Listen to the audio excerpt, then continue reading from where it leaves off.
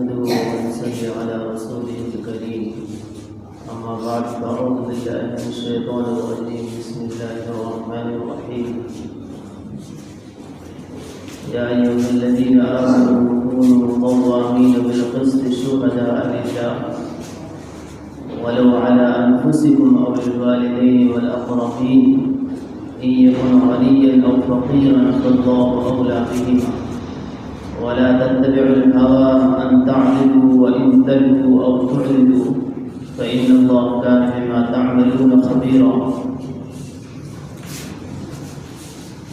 وقال النبي صلى الله عليه وسلم ثلاث منجيات وثلاث مهلكات فأما المنجيات فتقوى الله في السر والعلانية والقول بالحق في الرزا والسخط والقصد في الغنى والفقر.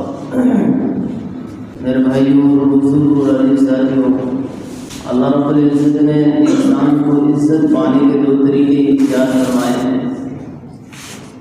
ان دو طریقوں سے بندوں کو عزت ملتی ہے. نمبر ایک، یا تو عزت ملے گی روپیوں کے ذریعے سے یا عزت ملے گی تقویٰ کے ذریعے سے. جو عزت ملے گی روپیوں کے ذریعے سے وہ ناپائیدار ہوگی. جب تک روپیہ ہے تو عزت ہے اور جب روپیہ ختم تو عزت، یعنی یہ ناپائیدار ہے. دنیا کی عزت ایک ہے تقویٰ والی عزت، یہ ہے پائیدار عزت. دنیا کے اندر بھی معزز اور آخرت کے اندر تو معزز ہے ہی بندہ. قرآن کریم میں سورہ نساء کی 135 آیت نمبر اللہ رب العزت نے پورے مسلمانوں کو مخاطب کر کے ارشاد فرمایا، اے مسلمانوں کونوا قوامین بالقسط، تم انصاف کے ساتھ میں گواہی دو، سچ بولو. او الوالدین والاقربین، یا سچائی کے خلاف میں تمہارے والدین کیوں نہ آ جائے. ولو علی انفسکم، یا تمہاری ذات کیوں نہ آ جائے، یعنی تم خود کیوں نہ آ جاؤ. والاقربین، یا تمہارے رشتہ دار کیوں نہ آ جائے، خاندان والے کیوں نہ آ جائے، پھر بھی کیا کرو. کونوا قوامین للہ شہداء بالقسط، ایک اللہ کے لیے گواہی دو. ایسا نہیں کرو گے وَإِن تَلْوُوا أَوْ تُعْرِضُوا، اور تم کج بیانی کرو گے، جھوٹ بولے گے. وَتُعْرِضُوا، اور اعراض کرو گے، کس کی بات ہے، کچھ نہیں ہے، ویسے اعراض کر کے. تو اللہ رب العزت ارشاد فرما رہے ہیں فَإِنَّ اللَّهَ بِمَا تَعْمَلُونَ خَبِيرٌ، اللہ رب العزت تمہارے اعمالوں سے باخبر ہے. پھر سورہ مائدہ کی 8ویں آیت کے اندر یہی مضمون اللہ رب العزت نے ارشاد فرمایا، یا ایھا الذین آمنوا کونوا قوامین للہ شہداء بالقسط، اے لوگو اللہ ہی کے لیے سچی گواہی دو اور تمہاری یہ سچا گواہی دینا. ولا یجرمنکم شنآن قوم علی الا تعدلوا، ایسا نہ ہو کہ تم سچ بولو اور تمہارے سچ بولنے کی وجہ سے دوسری قوم تمہاری مخالف کھڑی ہو جائے. اگر ایسا بھی ہو جائے، ولا یجرمنکم شنآن قوم علی الا تعدلوا اعدلوا هو اقرب للتقوی، پھر بھی کیا کرو، انصاف کا معاملہ کرو، یہی تقوی کا زیادہ قریب ہے. اور احادیث کے اندر اللہ کے نبی صلی اللہ علیہ وسلم نے ارشاد فرمایا 3 چیزیں ایسے ہیں جو ہلاک کرنے والی ہیں اور 3 چیزیں ایسی ہیں جو بندے کو نجات دلانے والی ہیں. فَأَمَّا الْمُنْجِيَاتُ، نجات دلانے والی کو کیا چیز ہے؟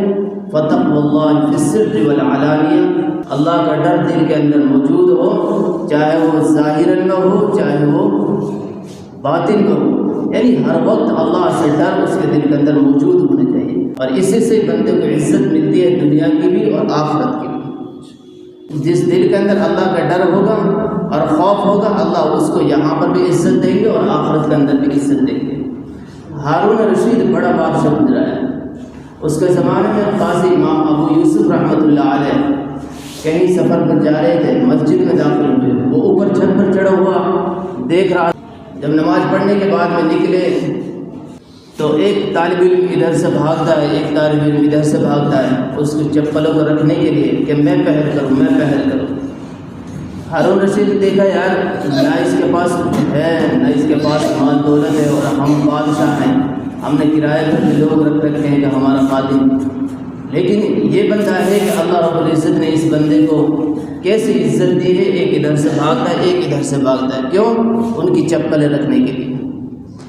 اس کی وجہ کیا تھی؟ اس کی وجہ یہ تھی انہوں نے اپنے دل کے اندر اللہ کا ڈر پیدا کر لیا تھا۔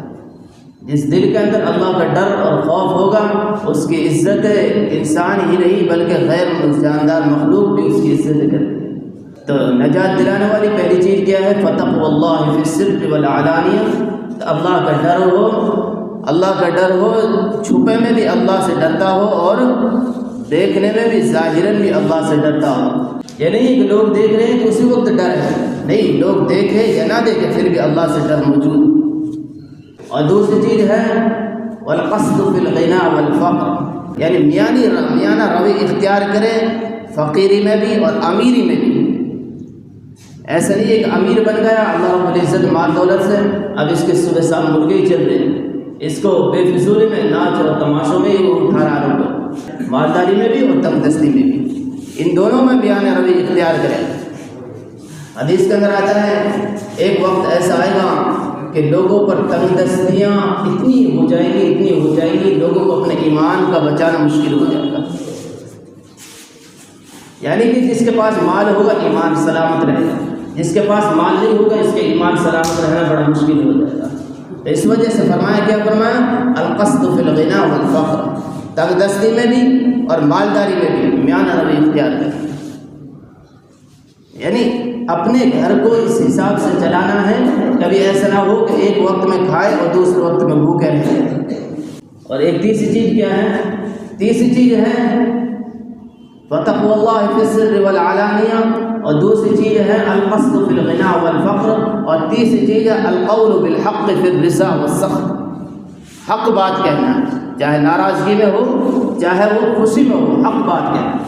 اللہ رب العزت نے سورہ نساء میں اس 35ویں آیت میں بھی اور سورہ مائدہ کی 8ویں آیت میں بھی یہی مضمون بیان کیا، یا ایھا الذین آمنوا کونوا قوامین بالقسط شہداء للہ، اے لوگو تم اللہ کے لیے سچی گواہی دو، وَإِن تَلْوُوا أَوْ تُعْرِضُوا، اگر کس بیان کرو گے یا اعراض کرو گے اللہ رب العزت تمہارے اعمالوں سے باخبر ہے، اور تم سچ بیانی کرو گے تقویٰ کے بہت جلد کے قریب پہنچ جاؤ گے۔ حضرت لقمان علیہ السلام نے اپنے بیٹے سے کہا، یا بنی ان القلوب مصارع، اے میرے بیٹے یہ جو دل ہوتے ہیں یہ دل مصارع یعنی کھیتیاں ہیں، کیا ہیں؟ کھیتیاں ہیں، فزرع فیہا طیب الکلام، ان کے اندر بہترین باتیں بول، کیا بول؟ اچھی بات بول، ان کے اندر سچوں والی بات، انصاف والی بات بول ان کے اندر۔ اگر وَإِن لَّمْ يَنبُتْ كُلُّهُ، پوری نہیں اگیں گی، وَيَنبُتْ بَعْضُهُ، تو اس کا کچھ نہ کچھ حصہ تیرے اندر پیدا ہو جائے گا۔ اسی وجہ سے کہتے ہیں بات ہو، صاف ہو، ستھری ہو، کڑوی نہ ہو، کھٹی نہ ہو، مصری کی ڈلی، کیسی ہو؟ ہاں، مصری کی ڈلی ہو۔ کسی نے کہا ہے اکل الحلام وصدق المقال، حلال کھانا اور سچ بات کرنا، کلاہما علامتان لصاحب الکمال، یہ دونوں علامتیں ہیں صاحب کمال۔ صاحب کمال یعنی معزز آدمی کی دو علامتیں، نمبر 1 حلال کھائے گا اور نمبر 2 بات سچ بولے گا۔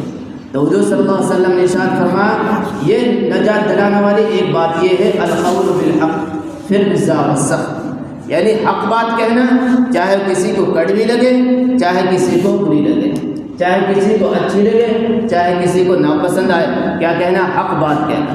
تو اللہ رب العزت یہی کہہ رہے ہیں تم حق کی گواہی دینے، او الوالدین والاقربین، یا تمہاری ذات آ جائے یا تمہارے والدین آ جائیں یا گھر والے آ جائیں، پھر بھی اعدلوا، کیا کرو؟ انصاف کا معاملہ کرنا ہے۔ تو یہ 3 نجات دلانے والی ہیں۔ نمبر 1 کیا ہے بھائی؟ اللہ سے ڈرنا، چاہے وہ چھپے رستم میں ہو چاہے ظاہراً میں ہو، اور نمبر 2 کیا ہے؟ درمیانی روی سے چلنا، چاہے وہ مالداری کی حالت میں ہو چاہے وہ فقر اور تنگ دستی کی حالت میں ہو، اور نمبر 3 کیا ہے؟ حق بات کہنا، چاہے کسی کو کڑوی لگے چاہے کسی کو پسند آ جائے۔